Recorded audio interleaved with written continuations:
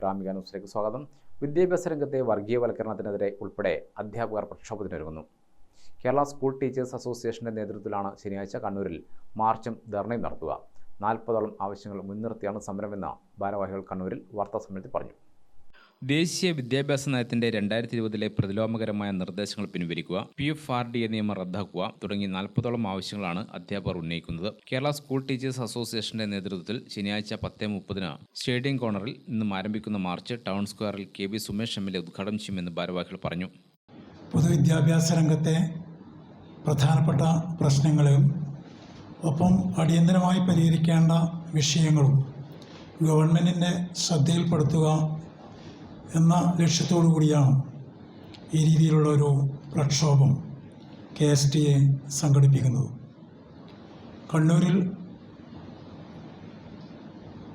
Stadium corner പരിസരത്ത് നിന്നാണ് നമ്മുടെ പ്രകടനം ആരംഭിക്കുന്നത്.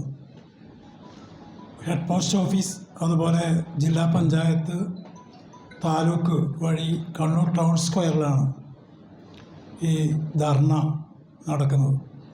അഴീക്കോടിൻ്റെ പ്രിയങ്കരനായിട്ടുള്ള MLA സഖാവ് KV സുമേഷാണ് ധർണ ഉദ്ഘാടനം ചെയ്യുന്നത്.